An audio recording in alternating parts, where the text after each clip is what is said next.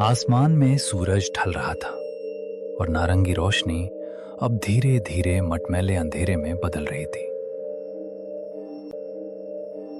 एक पुरानी जीप हिचकोले खाते हुए आगे बढ़ रही थी। राघव ड्राइविंग सीट पर था, एक हाथ स्टीयरिंग पर और दूसरा अपने कीमती कैनन कैमरे पर, जो बगल वाली सीट पर रखा था। उसके चेहरे पर एक अजीब सी चमक थी, एक शिकारी की चमक।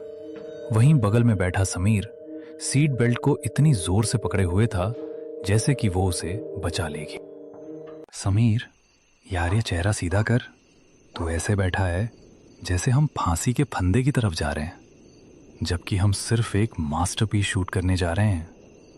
मास्टरपीस? भाई, इसे लोग मौत का कुआं कहते हैं। तूने सुना नहीं गांव वालों ने क्या कहा? सूर्यास्त के बाद उस हवेली की ईंटें भी सांस लेने लगती हैं। ईंटें सांस लेती हैं? वाह, यही तो मुझे कैप्चर करना है। सोच, अगर मैंने उस हलचल की एक भी फोटो खींच ली तो इंटरनेशनल फोटोग्राफी अवार्ड मेरी जेब में होगा। और तू बस डरता रहे। डर की बात नहीं है राघव, ये समझदारी है। हम बचपन से दोस्त हैं और तेरी इसी निडरता ने मुझे न जाने कितनी बार मुसीबत में डाला है। याद है वो स्कूल का पुराना स्टोर रूम? 3 दिन तक सस्पेंड हुए थे हम। और ये भी याद कर कि उस स्टोर रूम में हमें वो पुरानी फुटबॉल मिली थी जिससे हमने पूरा साल खेला। देख समीर, तू हमेशा से फट्टू रहा है, पर तू मेरा लकी चार्म भी है। तेरे बिना मेरी एडवेंचर ट्रिप अधूरी रहती है। दोनों की दोस्ती स्कूल के दिनों से थी। राघव हमेशा से साहसी था, जिसे खतरों से खेलने में मजा आता था, जबकि समीर एक सीधा साधा लड़का था जो किताबों और सुकून वाली जिंदगी को पसंद करता था। इस सफर पर आने की वजह भी राघव की जिद ही थी। राघव को एक नामी मैगजीन के लिए भारत की सबसे डरावनी जगह विषय पर फोटो सीरीज तैयार करनी थी। उसने समीर को यह कहकर मनाया था कि शहर की भीड़भाड़ से दूर एक छोटा सा रोड ट्रिप हो जाएगा, लेकिन समीर को क्या पता था कि राघव उसे शहर की सबसे बदनाम और शापित हवेली के गेट पर ले आएगा।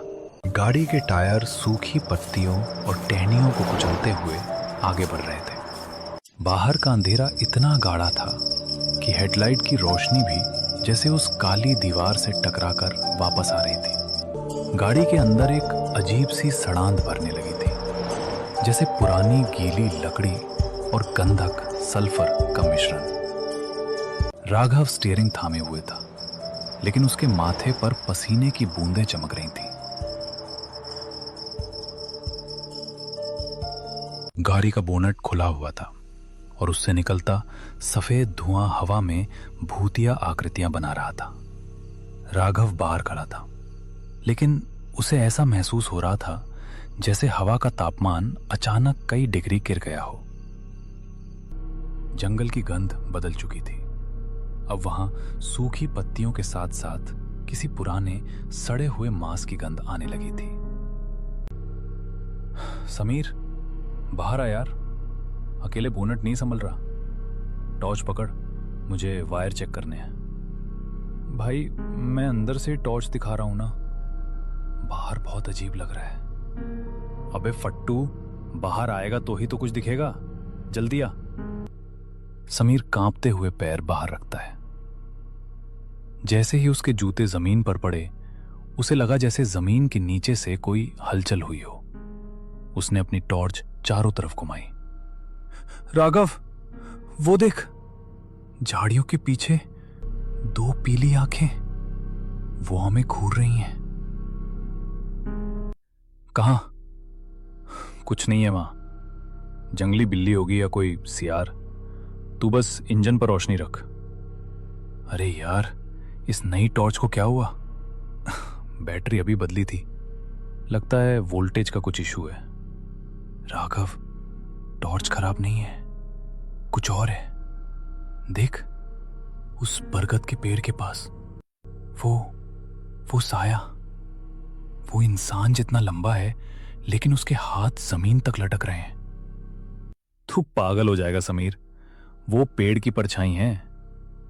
राघव ने जैसे ही उस तरफ टॉर्च मारी, रोशनी वहां पहुंच